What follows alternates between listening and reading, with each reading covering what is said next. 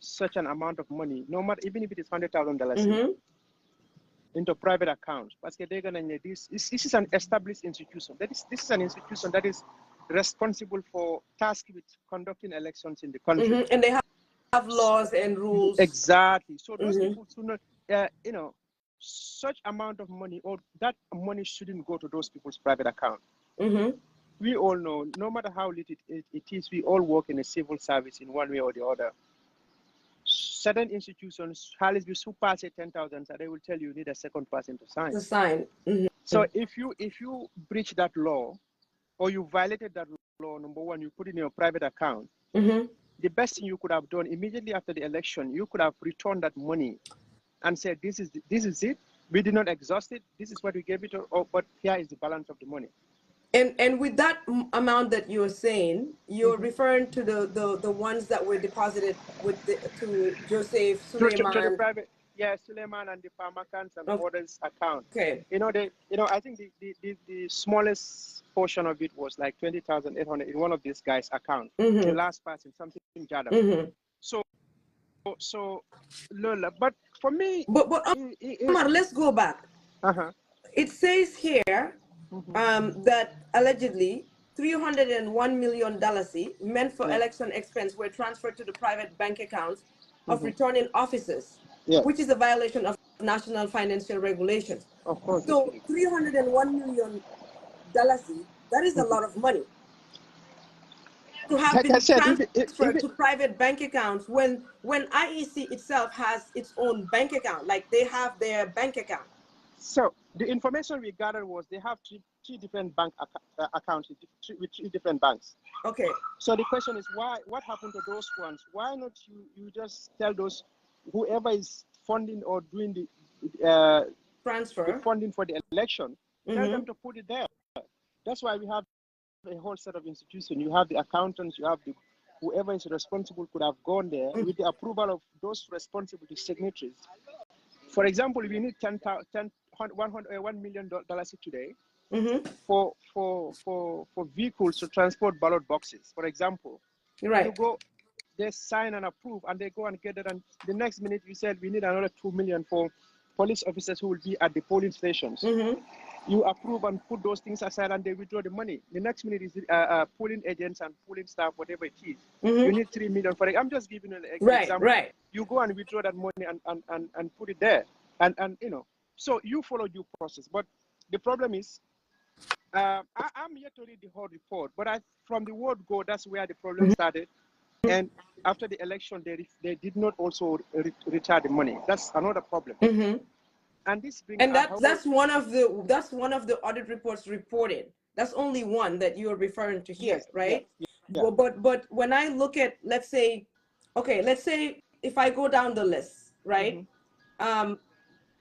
Back in what is it called? So it says right here that ECOWAS gave them some money, which was $534,000, but there is nowhere that they showed how they spent it. They couldn't show how they spent it, right? So that's one. And then you have another one here. It says IEC collected $8.3 million from party registrations, nominations, deposits, and the replacement of voters' ID card. But these funds were not transferred to the Consolidated Revenue Fund.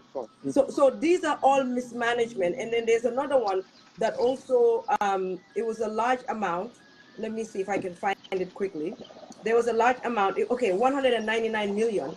Between 2020 and 2023, election expenses totaling $199 million were paid in physical cash using cash vouchers. Instead of going through the process or the procedures, you see what I'm saying? Right. So it's a lot of irregularities that, like I was saying, when you calculate all of those things, they amount to $9 million. You can't really account for it. I don't know if you follow it. Yes, I'm following. Like I also did not read the whole 100 and whatever the entire report. Okay, Tugulor, you can send a report. Yeah. So, but I'm just giving a summary of the whole thing. Okay. Like the reason why people normally do summary is like those who do not have time to go through the whole thing. They can just So the conclusion was part of it. Like the local media has to report it. We have almost let me just put it up, let me just round it, roughly $8 million is still unaccounted for, and this went to private account. So here is the thing. You're supposed not to go to private account in the first place. So if they decided to do that, they violate those laws. Number two, the next thing they could have done was, okay, let's, after the election, the 2021 and the coming to 2020 election cycle, let's just, here is the money. But the fact that they kept the money, that too is illegal. They shouldn't have done that as well. So they started the violation from the word go, and they still continue with it. Yeah. So there's another one here that's also kind of alarming. It says the IEC hired 874 commercial vehicles between 2021 and 2023, but auditors found no contractual documents between the IEC and the vehicle owners. So, they rent 874 commercial vehicles. Then you pay, and IEC pays for that, basically gives them the money for that, right? Yeah. Supposedly, right? And then, okay, legi, binaleng sikayit 874 vehicles rent. But we don't know, because there's no contract between them and vehicle owners, or even in receipts or invoices. There's no paper trail to show Lina guy, yes, she had 874 vehicles. So all of these things that lead to corruption because there's no transparency. So it's not even lead. I think, like, even the motor right? So who are this? Because normally we know how it happens even during how do you call it, campaigns, okay?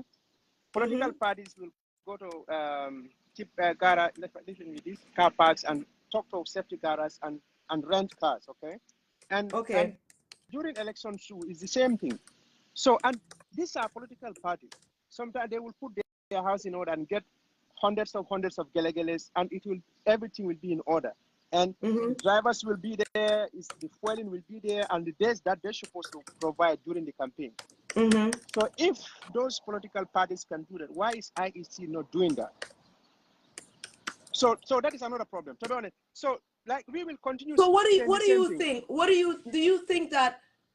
Do you think IEC is being audited fairly, or do you think there's something else to this? Like, let's just tell me what you think. I think what they did is wrong. Okay. What IEC did is wrong. IEC official did is wrong. Okay. But what is Barrow trying to achieve here? That is another thing. Okay. You know about the Banjul project, right? Where almost $40 million was spent. People, that press conference, they call us that they could not even justify. Barrow did not call for a proper investigation into that, or audit report, or police investigation, okay?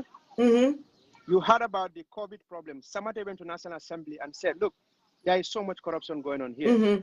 We saw how charter flights brought ambulances back home. And there was so much complaint, there was no audit report on that.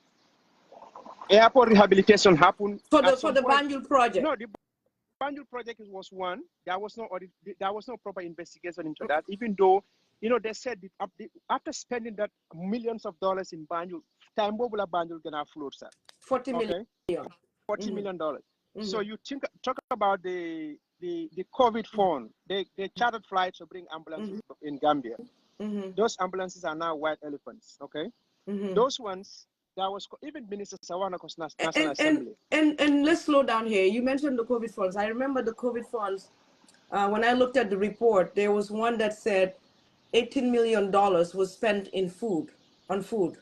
Something like, I can't remember. And then 2 million. One more numbers, the money numbers, because $2 million was spent in send equipmency, but 18 was spent on food. And it was a report that was done, but up to today, has anybody been held accountable for that? For that Two report? people. Only one person. Since Barrow took over back in 2017, whenever, there is so much going on, corruption going on in that country. But if you challenge, they will say, but we prosecuted Bamba Banja. So is Bamba Banja the only person who? So now they took about Sanyan to court. That case is still dragging. Okay, for 8 days, 2 people. $40 million went in the drain like that. They still cannot be accountable for. The COVID fund, okay? The security port, Banjul rehabilitation. So you name them. There are so many things. So why Barrow the talk Bena Besmune wow IEC definitely nangam. You know what you do? Let's investigate them. Is there a problem between IEC and Barrow? You know, people should think about this, okay? Okay. People should think about this. So if Barrow is serious about fighting corruption, okay? That's why I said, you see, that's what this is Madi Jabate and coach. They're really helping. If Sufeke don't know you, the country will sing. Yeah. Because sometimes you wonder whether our oppositions, what are they doing? Barrow Trophy, ignore all those Banjul security port COVID phone.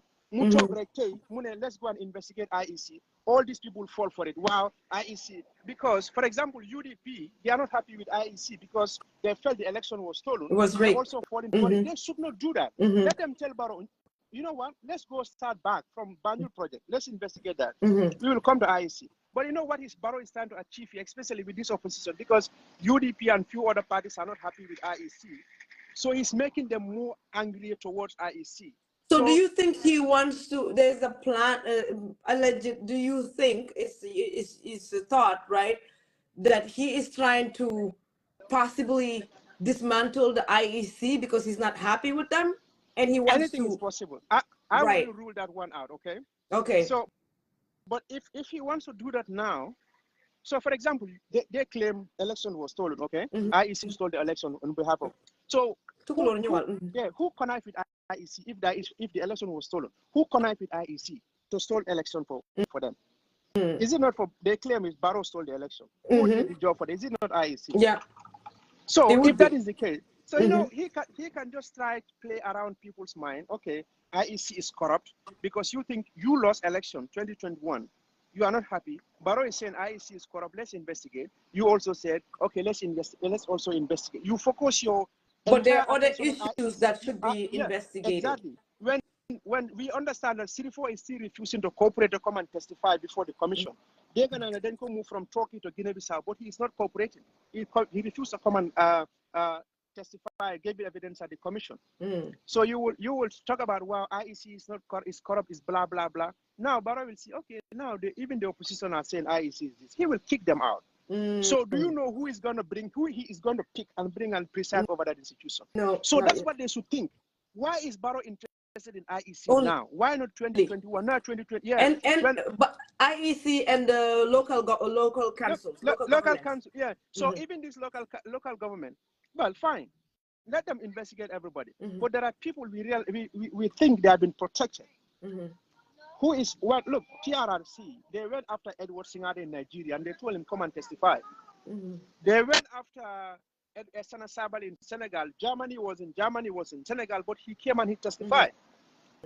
People live in other parts of the world. They came and testified. So who is Sirifo?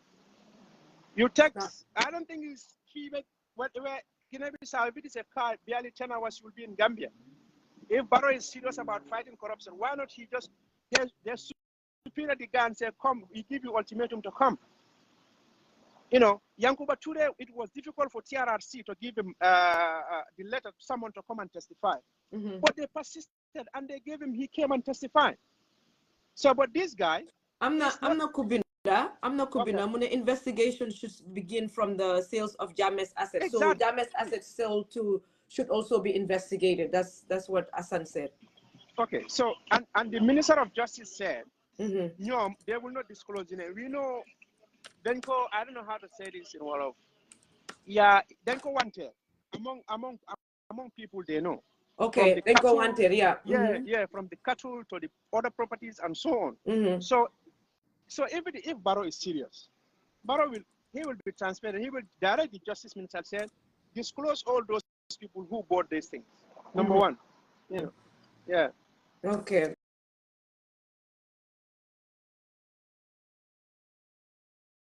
So Juka, just a moment. No problem. Yeah, you can if you wanna close your camera too, you could close it if you need to deal with the kids. Ngeen baalal ñu Omar dafa nekk si park bi ak xalem yi. Am na keneen ku fa nekk tamit, so they are fine. But it's interesting though li Omar di wax ni ne lan moo tax rek Barrow mu toog rek ne nañ lañ investigate IEC ndax dafa am lu xew ndax dafa am ak ñoom problème dafa jotee ak ñoom dafa am lu mbugal ñu defal ko mu bañ ndax lan la. So these are questions yoo xam ne tamit ñun askan bi war nañ koo xalaat. Okay, no problem. War nañ koo xalaat. You see, anti tukulóor mun ngaa request nga dugga. I think you should be able to comment to yow léegi. So yooyu yëpp war nañ ko xalaat. Omar mu ne dinañu joinaat mu ngi just send message. Yooyu yëpp war nañ koo xalaat waaye still li xew IEC raise na eyebrows amounts of money. So pour ma jox leen list bi rek because Omar benn la noonu wax. Why when you look at the irregularities yoo xam ne it has something to do with money, it is a lot of them. Mooy comme li ma wax rek bi ma calculé yëpp the irregularities yoo xam ne waxuma ne xaalis bi la gaa yi tapale but fii nii yëpp dañ fa gisoon ay holes yooyu yëpp boo ko compté fi ñu gis ay holes ne lii tey na xel lii la na fa xew mënuñoo am answer bi audit report bi yëpp boo ko calculé soo ko addee it's about $544 million te dinaa leen jox list bi. So let's say benn bi ñu commencé ko si kaw ok foog naa bi wax naa ko before waaye dinaa ko just bring up moo nekk ID card yi 8.3 million from party registration, nomination deposits and the replacement of voters ID card, but these funds were not transferred to the consolidated revenue fund. So xaalis bi biñ ko jëlee transfer wuñ ko fi ñu ko waroon a transfer so fi ñu ko transfer man I don't know. The auditors discovered that receipts for up to 4.5 million in revenue were missing. No problem la. Man tey su ma ñëwee ma ne maa ngi liggéey béréb ñu ne ma loo jënda isil receipt bi parce que lii mooy wane transparency ak accountability ne lii nga dem def waaye IEC suñ demee ñu ne ñoom jënd nañ benn kayit kii ñëw mu ne jënd na benn naka lañ ko dee waxee calculator kii ñëw ne jënd na benn pen waaye ñoom ñu ngi am all these times pour bring all these receipts waaye mënuñoo isil receipts yi 4.5 million dalasi we're missing. So moo tax ma ne soo ko calculate yéen mi like thank you guys so much moo tax ma ne soo ko calculate yëpp because yii yëpp ay irregularities la si audit report bi it's about 170 pages audit report bi tukulóor soo paree rek mun ngaa dugga. Okay, then you move forward xam nga dañ dee wax affaire yi grants all the time okay mu ne the IEC could not account for $534,000 grants provided by ECOWAS. So ECOWAS then joxe woon $534,000 grants. Waaye gars yi mënuñoo fexe ba wane exactly fan la xaalis bi duga. Ba pare mënuñ ko wax tamit explain luñ ko they cannot account for it, they cannot show for it. Mënuñ ko leeral te loolu problème la because it's the whole institution. It's the whole institution. Okay, we move. You know what fee? The IEC opened accounts with Zenith Bank, GT Bank, and Trust Bank without approval from the Ministry Office, violating financial regulation. So, danga dem rek yow yange liggéey biro place rek ngay dem di ubi ay bank account rek te yow follow procedures yi nga wara follow pour ñu mun la bay pour nga def li. Fataw mang la ici ma jekali list bi rek quickly dina ko read mu gaaw just in case xëy na am na ñoo xam ne gisuñ ko Watson Gambia or gisuñ Kër Fatou and stuff like that. Okay, mu ne during the 2021 president election the IEC received fuel coupons worth $2.1 million from the African Union because they am grants all the time. However, $302,400 worth of these coupons were diverted for unrelated purposes. Come, probably John Nicosen, how much side chick. You never know. Fenen lenko dugal. Dugut pour IEC fi wara duga. That is a problem. That is a problem. Why scandal yep bi ci gëna mag ci man. Omar mu ngi doon wax bu 8 point foog naa 1 la wax. Bi nga xamne dañ ko deposit ci account gaay war ko delo. Why man ci yoy yeb bi ci gëna garaaw moy bi. 301 million meant for election expenses were transferred to the private bank account of returning officers, which is a violation of national financial regulation. Because yo, halis be instead of them see private bank account, xaalis warta dem ever si even yow nga am business sax man ma am business tey nit war maa bindal check waruñ ko bindal man suma personal account bi it needs to go to my business account. But these people, they are transferring 301, that's about $4 million. Nga transfer ko to private bank account instead of the company account. Huh? Mangi ame report, why it's big, but they should make it public, like you said, but they don't want to. Why Gambian, you body am nañ ko léegi. Ñoom mënuñ fee no ba dara. Okay, some temporary election staff who were paid salaries totaling $4.5 million between 2021 and 2023 could not be identified as their designation were not listed on the cash payment voucher. Okay, that's probably something minor, but it's still something. Okay. Payments totaling $1.1 million were made to individuals who were not on the posting list provided to auditors. Yo nga jël isi list bi moom ne mamat Fatsaho Tukulur ñoom ñëpp fay naa leen waaye xoola list bi pour ñu sign fan lañ nekk ak fan lañ leen post they're not on there waaye fay naa leen. Make this make sense. Li problem la yow soo jëlee xaalis yow nga binda nga ne yow ñii nga fay xaalis bi waaye ñi nga fay xaalis bi nekkuñ si post yi nekkuñ fen si man loolu dafa mel ni comme it's almost like a ghost naka lañ ko dee waxee sax ghost employee ah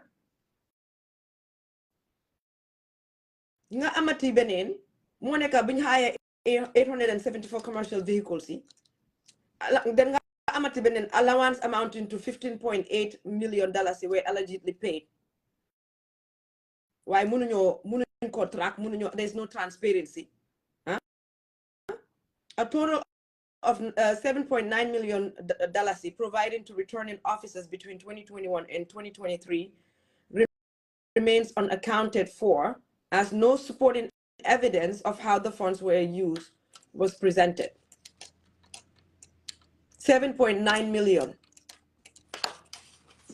Why not? Li Omar wax tamit ba jarna pour ñu bay ko xel bu fekkee njuuj njaaj amoon na in 2021 2023 ba 2023 si IEC njuuj njaaj moom amoon na si xaalis waaye ndax njuuj njaaj amoon na si vote si loolu ñun ñëpp war nañoo laajte loolu but none of us is gonna have the answer. ñun ñëpp mun nañoo toog rek ñu xalaat ne alal bi yëpp di dugga di génn there's something fishy moo tax alal bi di dugga di génn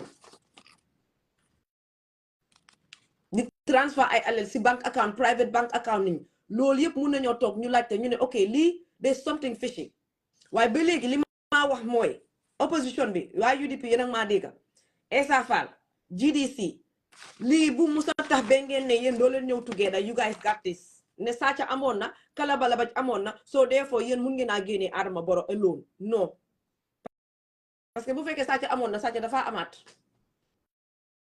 sàcca bu amoon sàcca dafa amaat te Omar am na lu mu fi wax lu am njëriñ loo xam ne ñu ñëpp war nañ ko xalaat lan moo tax why now with IEC donte ay problème am na fa waaye lana tax tey Barrow mu teg si tànkaam ak gars yi government bi foofu ñu ne nañ dem ñu audit IEC all these years audituñ IEC ñu ñëw tey ñu ne ñu ngi audit IEC ñu audit IEC wane kalabalabaj bi fa nekka waaye ñoom am na alal bu bari bu dugga si biir réew mi audituñ si kenn ñu ne ñu ngi dem look at it it's very targeted IEC Brikama Area Council Banjul Area Council KMC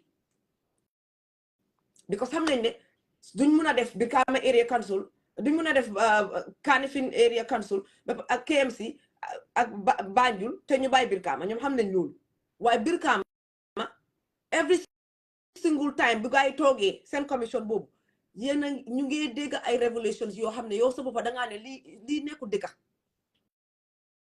lii is not a country kii wax na ko fi Omar wax na ko fi Sirifo Sonko lu tax ba léegi nangu ta ñëw lu tax gaa yi government bi lu tax gaa yi suppi nawuñ ko ñu ne ko nga ñëw nga report si commission bi nga wax li nga xam ne moo fa am Yankuba Dabo waxoon na ko fi before mo ñëw toog almost $500,000 la gay transfer from the bank account become area council ñu transfer ko out before mo ñëw toog 45 days before mo ñëw toog la gay génne almost $500,000 biñ ko calculate loolu la woon gars yi ñu transfer xaalis bi ku seetaan seen commission boobu yow sa bopp bi mooy twist waaye duñ wax boobu de ba léegi ñu maa isil ay wax yi ñu naan ma ay KMC bu maa wax ak kii wax na ko fi mu ne ma if anything they will find on KMC potentially could be nepotism waaye gëmut ne dina nekk corruption loolu la ma Omar wax I wish he came back okay which is still wrong and we will talk about it waaye nit ki doo toog yow nga gis lu ne gàññaaral si ëtt bi waxuloo ko réglé wuloo ko nga daw nga ne yaa ngee dugga si cabinet bi di run si yundu si ron lal bi ndax am na lu fa nekk ndax am na mbuur bu fa nekk ndax amul mbuur te yow yaa ngi am layon bu tege du mu ne moom mooy layon kila bi layon kila yow sa yaram bi sax mënuloo koo muuf stretch regular stretch sax bi foog nga wookaa mënuloo koo def te nga ne yow yaay layon kila bi nga am layon bu toog sa diggi ëtt bi nga ne yow doo ko wax soo leen jógee ngeen bindal ñu benn 2 paragraph yéen ngeen foog ne fii nit yi dañ stupid we are too smart fii kenn stupidu fi liir yi judu ees sax boo leen wane ne ñu riidee 2 3 times 4 times nga ñëwaat wan leen dara dinañ xàmmee ne fii lii am na lu fi réglé wut ak lu fi réglé astuma la ay magum jëm ñoo xam ne ba ñuy sorogul yéen ñu bare ngi tëdd seen lal yi di nelaw Gambia mais leen ñu jàmma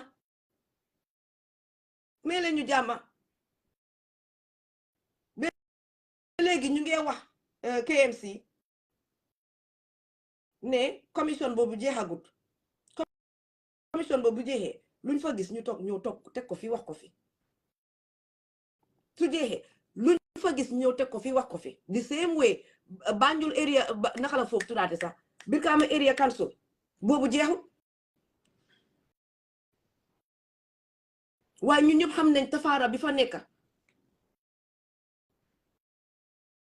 of course kii xaman Banjul Brikama ak fii nii Kanifing waaye Adama Barrow ak government ak njuuj ñaaj ñim àndal ñi IEC ñi lekk si cake bi I eat from the cake all of them liñ bugg a def mooy pour mbaamal askan bi ne fi mu nekk nii dina ñëw ñu audit local government yi waaye yéen local government bi nga xam ne lim fi def kenn defagu ko fi si benn local government muy Brikama area council bi ñi fa nekkoon muy NPP seen nit ñi sax nangu ñëw toog ñu ne seen nit ñaa ngee ñëw toog di wax waaye yéen seen nit ñi ñëwuñ toog di wax su ñëwee di wax naan I gave it to my cousin I take the nga dem ubbi nga jël withdraw ay 20 million ay thousands di ko withdraw nii without any other person mu koy sign waaye kenn du ko wax waaye mbaamal askan bi loolu time jàmme la because nit ñi amuñ woon the free will dañ daan téye fatal wala ñu exile leen wala ñu tëj leen par force fi mu nekk ni ñëpp dañ free soo suñ xel yi ñun dañ ko use bu taalib bi soo dee gestoo nga ne ok ñu ngi wax about ba léegi lan nga ma nekk di ma wax nii de ba léegi you telling me about $600 yes it needs to be investigated it needs to be checked but it's $600 for per diem okay but yet yo ay billions of dollars is missing in that country Adama Barrow mu ngi ni barki de moo njaay seen bridge bi ñu ne jox na leen deposit where is the money going to bridge bu ñoo contract noonu yéen a ngi xam bridge bi maa wax teddu jox na leen deposit dama ko maa ngi readoon article bi I forgot the exact amount fan la xaalis bi duga fu muy duga Where are they going to put the deposit? And we're going to go back to the leader. We will hold, and there's no way you allow Adama Barrow to escape from all of these shenanigans. No, because he's the leader. We will hold him accountable for dem wrong fofu si government. We will hold him accountable. Senegambia bridge. Exactly. Thank you, guys. Huh? Guys, don't let deposit. We will never know. Suñ alel dëkk bi yëpp suñ dëkk bi yëpp dinañ ko jël ñu auction ko ñu jaay ko oriman li to the lowest bidder. Suñ ko jëlee ñu jox ko ba pare alel biñ sey jëlee ñu jël ko dugal ko seen poos yi kenn du ko gis 3% suñ ñu ko joxee ñun Gambien ñu sant yàlla 3% alel boobu bu duggee si ñun ñu sant yàlla moo tax man dama ne bu gaay jaay dara nañ ñu bàyyi suñ bagage yi na gaay yi dem bu jaay dara parce que luñ jaay we will not see the money. Yéen xaalis bu ñuy jox for free lañ munta gis asumalaak yéen ngeen a jël suñ bagage yi di ko jaay.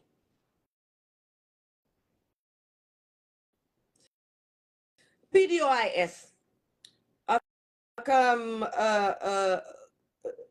doy GDC SAFAL yéen dama foog ne not all of you guys waaye dama foog ne there are a lot of you guys ñoo xam ne dëgg am na ñoo xam ne sax bokkuñ si political party yi they're not really part of these political parties.